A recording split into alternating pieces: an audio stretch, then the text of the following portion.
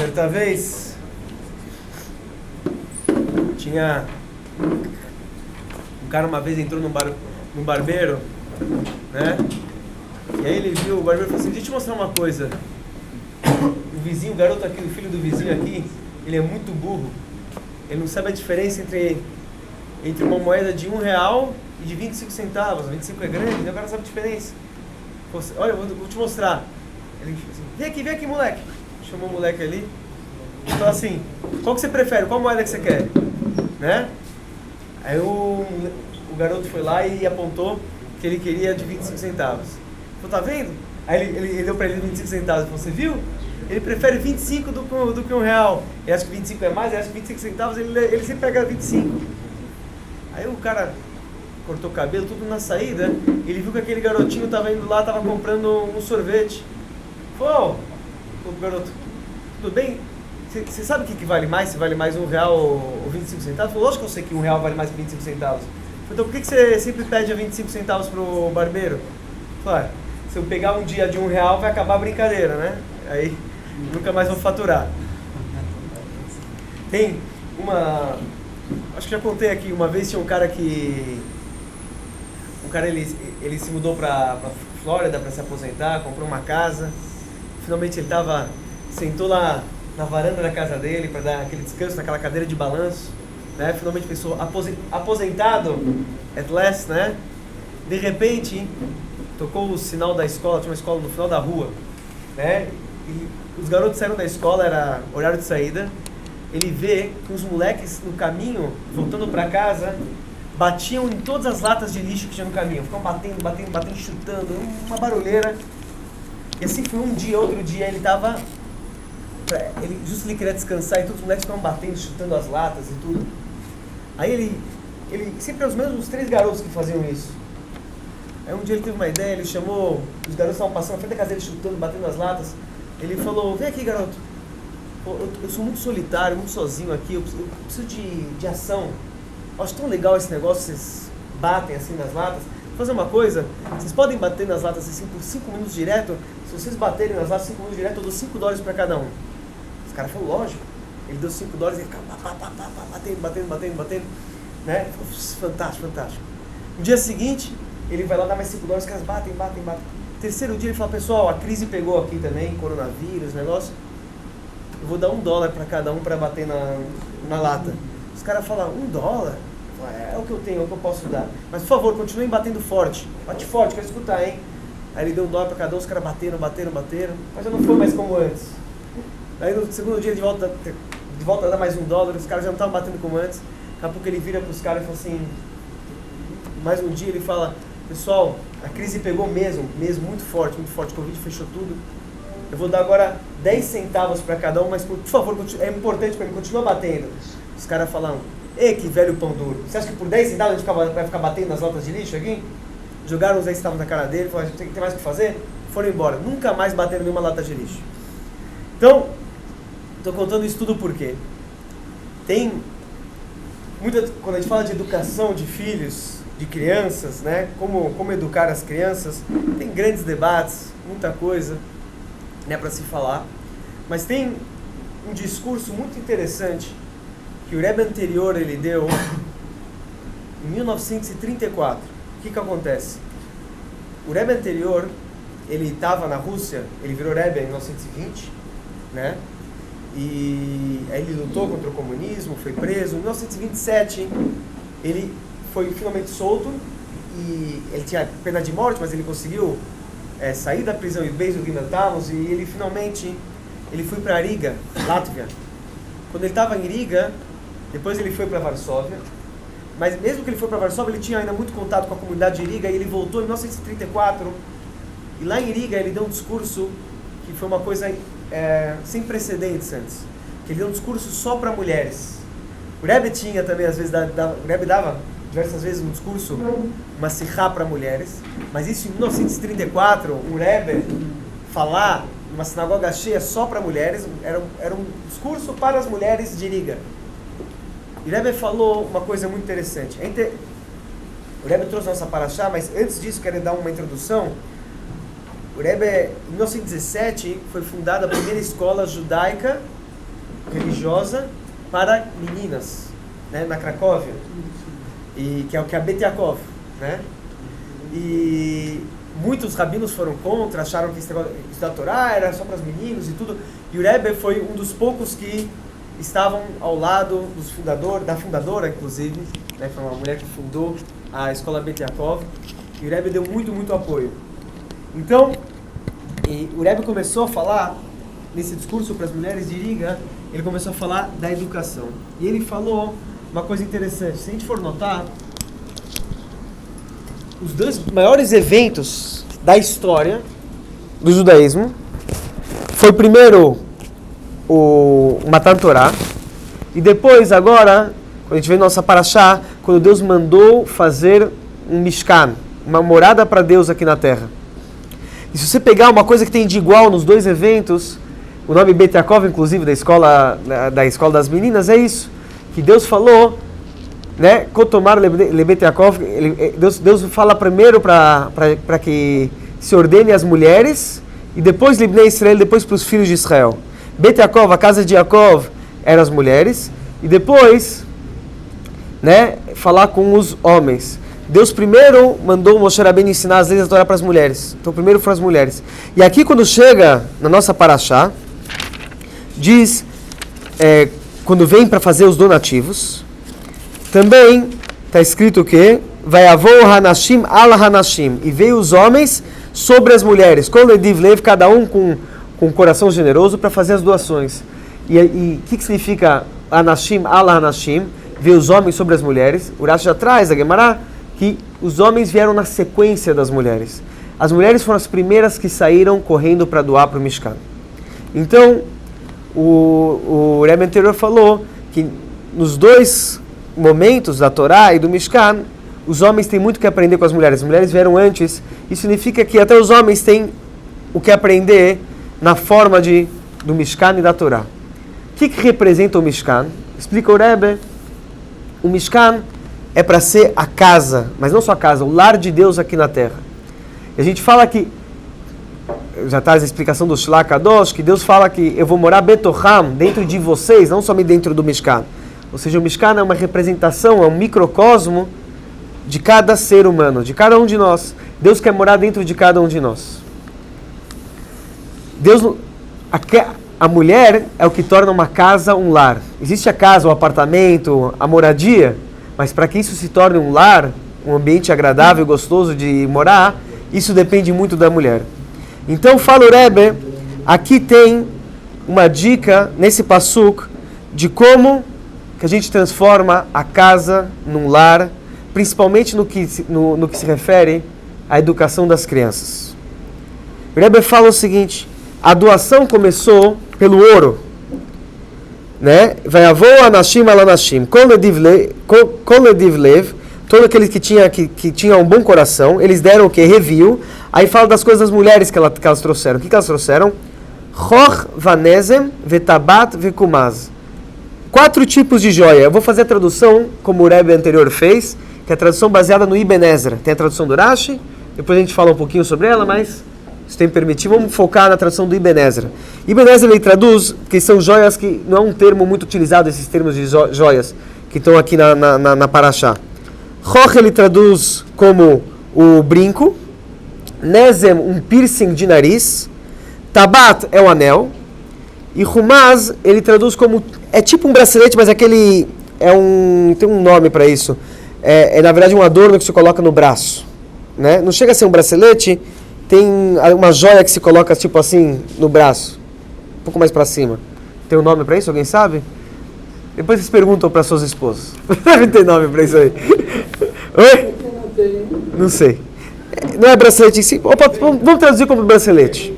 Vamos traduzir como bracelete. Tá? O Rashi justo ele fala que o Humaz, o Rashi traduz o Humaz como um piercing para colocar no local privado. Tá bom? Isso é a tradução do Rashi. Mas depois a gente entra sobre esse assunto. E aí fala, olha que interessante, a Torá especificou justo isso que falou o Rebbe anterior. A Torá deu especificar, ela falou de forma específica justo essas 4 joias. E depois fala, Kol Kli Zahav, todo objeto de ouro. Calma aí. O Mishkan precisava de brinco? O Mishkan tinha piercing no Mishkan? Tinha brinco no Mishkan? Tinha bracelete? Tinha nada disso? Não. Todo o ouro que era dado dessas joias era para ser derretido, para fazer os objetos do Mishkan. Menorá, Aron HaKodesh, outras coisas. Não existia brincos no Mishkan, não tinha bracelete, não tinha colar, não tinha nada. Então, por que a Torá foi especificar justo esses 4 objetos, essas 4 joias? Podia falar no final. As mulheres deram, colocalizavam todo tipo de joia de ouro e pronto. Não precisava falar claramente essas joias, especificamente. Tanto que fala dos homens, como é que trata nos homens? Vecholish, todos os homens, Asherenif Tnufadzav Lashem, deu todo tipo de oferenda de ouro. Quer dizer, no homem não especificou as joias. Falou, o homem naquela época tinha anel, até tinham homens que usavam brincos também, piercings na época. Mas não falou isso, falou, eles deram todo o objeto de ouro. E para as mulheres falaram justo essas 4 joias, e depois todo o objeto de ouro, o objetivo no final era o mesmo, era derreter e fazer disso blocos de ouro para fazer os objetos do Mishkan. Então o Rebbe fala aqui, a Torá está mostrando para a gente que as mulheres vieram primeiro e tem um ensinamento nesses objetos que elas trouxeram. Aqui tem um ensinamento para fazer o lar, a morada, a casa de Deus, principalmente no que tange a educação dos filhos. Então falou o Rebbe o seguinte, o que é o chor que a gente falou, que é o brinco? O brinco é um objeto que se coloca, é o brinco do ouvido, segundo a tradução do Ibn Ezra. Então ele fala, a primeira coisa que uma mãe, e assim também o pai, quer dizer, o que um educador, um pai, uma mãe tem que saber na hora de educar as crianças é ter ouvido. Primeiro objeto é saber escutar. A gente muitas vezes tem muita coisa, muitas vezes não, na maioria das vezes a gente quer falar muito, a gente quer ensinar, a gente quer falar, a gente quer contar história, contar lição de moral, quer falar tanta coisa. Mas a gente esquece muitas vezes de escutar. Um pai e uma mãe tem que aprender a escutar os filhos. Esse é o primeiro recado, e que as mulheres têm mais, isso que os homens também têm que aprender, que as mulheres vieram antes. As mulheres às vezes têm mais ouvidos para os filhos do que os homens. Então, saber escutar. Quando o filho tem uma coisa para contar, tem que estar disposto a estar com ouvidos abertos. Porque, inclusive, o filho tem que se acostumar a conversar com o pai, conversar com a mãe, e saber que ele tem um bom ouvinte ali. Porque Deus nos livre, quando chegar em momentos, quer dizer, ninguém precisa passar, mas na educação tem épocas, e quando o filho tem alguma coisa de importante para contar, ele tem que saber que ele tem para quem contar. Senão ele vai buscar outras pessoas para contar aquilo que está mexendo com ele lá dentro. Então o pai e a mãe têm que saber escutar. O primeiro objeto é o brinco. Segundo objeto é o nezem. Nezem, a gente falou, é o piercing do nariz. O que isso vem nos ensinar? É esse senso que a mãe tem geralmente mais ainda também, de volta, mais forte do que o pai. Que é a sensibilidade. A gente falou outro dia aqui sobre o negócio do cheiro, como o Mashiach ele vai julgar somente cheirando as pessoas. Está escrito em Isaías, em Ishaial. Então, o cheiro é aquele sexto sentido. O pai e a mãe ele tem que sentir que alguma coisa está diferente. Ele tem que ter esse atributo de perceber, esse senso que o rosto do filho hoje não está legal. Ele não pode passar o dia sem olhar para os filhos, sem sentir. Para ele, tô na correria, não estou nem olhando, não estou nem me relacionando com o filho, não estou escutando ele. Se você não está escutando, não está tendo tempo, não está vendo, você não vai estar sentindo que hoje ele está um pouco mais triste, hoje ele está cabisbaixo, hoje ele está agitado. Você tem que ter essa sensibilidade, esse cheiro, esse dom de sentir que às vezes tem alguma coisa errada ou certa, ou alguma coisa para tratar. O olfato. O terceiro objeto é o tabat. Tabat é o anel. O anel é para se colocar no dedo. Então diz o Rebbe, é mostrar a direção. Um pai e uma mãe, eles têm que ter uma direção clara, um direcionamento para dar para os seus filhos. Eles têm que saber aonde eles querem chegar e mostrar isso claramente. Saber dar uma direção para os filhos na vida, né, na educação. Os filhos não podem estar perdidos no mundo, né? Então o pai e a mãe, eles são literalmente um sinal. Eles têm o dedo apontado para onde eles querem chegar, uma direção certa, né? E é um farol para os filhos do caminho. O pai tem que ser, isso é interessante, o pai e a mãe, eles têm que ser, falou o Rebbe, eles têm que ser um exemplo vivo. Não adianta... Esse sinal ele vai demonstrar não somente mostrando o caminho, mas ele tem que mostrar o exemplo, né? Às vezes os filhos, eles isso também, quando você está escutando a conversa dos filhos com os amigos, com os colegas, com os irmãos, você vai ver a forma, se você está com ouvidos abertos, a forma como ele enxerga a sua própria casa, como ele enxerga os seus pais. Então o pai tem que estar, e a mãe, dando a direção correta, não somente falando, mas também como exemplo. E o quarto e último objeto é o kumaz, que, como a gente falou, a tradução do Ibn Ezra, é um tipo de bracelete, né? E esse bracelete, diz o Rebbe anterior, é disciplina. Hoje em dia tem, às vezes, principalmente os novos casais, eles tá numa moda de ser muito amiguinho do filho, né? De virar muito, muito amigo, muito junto. Teve até um livro que fez muito sucesso nos Estados Unidos agora, ano passado, que foi uma autora chinesa, que cresceu nos Estados Unidos, mas de pais chineses. Os chineses hoje em dia têm muito sucesso nas faculdades americanas e tudo. E ela fala, todo o argumento do livro dela, mostrando como a educação chinesa é superior à americana, que hoje em dia os americanos são muito relaxados com os filhos, deixam os filhos fazer tudo, não mantêm a disciplina. Então, isso é um livro que gerou bastante, um best-seller nos Estados Unidos, mas bastante discussão.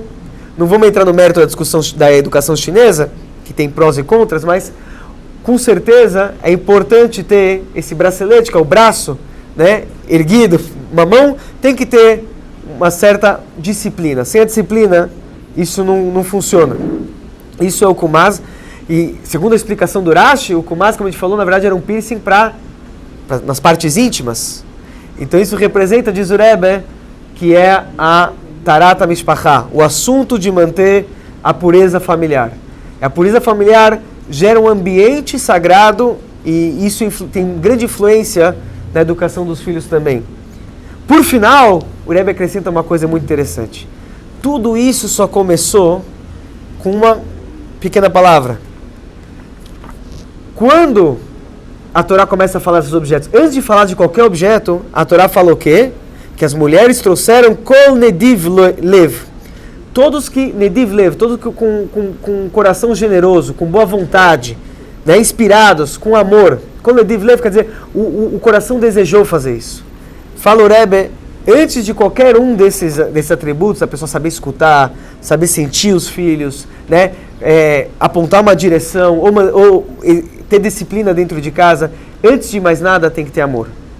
Antes de tudo isso, o coração tem que ser generoso. Tem que querer amar os filhos, tem que fazer tudo isso com amor. Por isso que a Torá fala, a primeira coisa, teve o coração generoso. E aí falou todos esses objetos em específico, né? Ou seja, precisa de amor para você poder passar qualquer uma dessas mensagens adiante. Tanto que conta uma vez uma pessoa chegou para o Baal Shem Tov e falou que ele está tendo muita dificuldade na educação do seu filho, o filho estava saindo do caminho e tudo.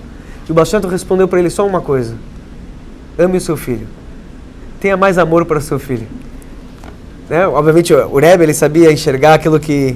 Mas às vezes a pessoa tem que enxergar o filho não como um peso, não como, né, uma dor de cabeça. Hoje mesmo, interessante, hoje eu estava falando com um garoto, estou estourando aqui meu tempo, mas hoje eu falei com... eu falei com um garoto hoje de manhã, não importa o garoto, mas eu estava conversando com ele, estava falando sobre irmãos, eu falei que o mais importante, eu falei assim, a gente começa a falar falando Arei Mekabel Alai Mitzvot Aseh Ve'ahavta L'Reach Kamocha. Com amor, antes de rezar, tem que ter um amor entre as pessoas. Que eu falei que uma das coisas que o pai mais gosta de ver é o amor dos filhos. E uma coisa que mais dá raiva, mais dá tristeza para um pai, é ver os filhos brigando. Então, antes de a gente rezar, a gente tem que ter amor um judeu com o outro, e assim a nossa tefilá é aceita. Aí eu estava falando, o pai gosta de ver os filhos um amando o outro. Aí o garoto falou para mim, que nada. O mais o pai quer, assim o garoto falou, fiquei impressionado, é que o filho vai embora, ele quer pagar a faculdade para que o filho se vire sozinho, ele mora longe de casa, e começou a falar umas coisas que realmente me assustei. E no final ele ainda falou que ele é filho único, então não tem que amar ninguém. Mas eu fiquei realmente assustado com a imagem que ele tem, como que o pai e a mãe dele enxergam ele, como um peso, e que ele tem que rapidamente arranjar seu trabalho e morar fora de casa e se virar sozinho, porque ele é um peso. Assim que ele se enxerga. Então, o Rebbe fala, a primeira coisa que ele falou para essas mulheres é que tem que demonstrar amor para o filho e depois ainda passar todas essas ideias. Fazer o Yom de hoje.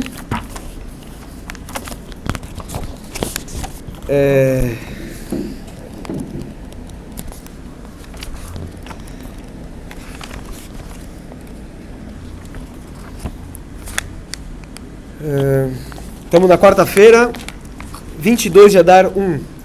O Rebbe Rashab, ele escreveu nos Mamarim, isso que a Seudat Shlishi, a Yom Lo, está escrito, que a gente faz 3 Seudot em Shabbat, mas está escrito a Yom Lo. Hoje, no Shabbat, você não ia encontrar a Halá, né, o man. Então, Hainu Shen Tzarich Pat, não precisa do pão na Seudat Shlishi. Aval Tzarich Litom Mezedavar, mas precisa comer, precisa experimentar alguma coisa. Ve'omar Rabi Yossi, Eichel Ki Meochel Gimel Seudot. E falou Rabi Yossi na Gemara que seja minha parte daqueles que comem as 3 Seudot. Então tem que fazer Seudat Shlishi, mas não é obrigatório ser com halá. Turat Rabbeinu Zaken B'Tchilad Bou Liazna, o Alter Rebbe, quando ele chegou em Liozna, ele falou o seguinte: Leula miodam zoir betfilas amincha. A pessoa sempre tem que tomar muito cuidado com a reza de mincha. E a vantagem de tfilat sobre as outras tfilot, a tfilat de mincha sobre as outras rezas, porque é uma reza justo no meio do dia. No momento que as pessoas estão mais ocupadas nos seus assuntos do trabalho. Eles param o trabalho para a reza de mincha. Isso que significa Leolam avodat adam beolam hazeh shei adam sechel amir upoel bamidot zair yair hainu isgabrut atzura lachomer vezen ikar binyan tfilat mincha. Ele fala agora uma explicação hassídica, né? Leolam sempre, ou seja, e Leolam também pode ser o mundo. Olam é o mundo, né? O trabalho da pessoa nesse mundo é Yehe Adam, que a pessoa ele tem que estar num nível espiritual, que o intelecto dele tem que brilhar. Zahir, ele tem que brilhar sobre as emoções. Então ele vai dominar as emoções dele na hora de fazer, que ele vai parar o trabalho e vai rezar e fazer tefilá de mincha. Isso fica evidenciado quando a gente reza mincha.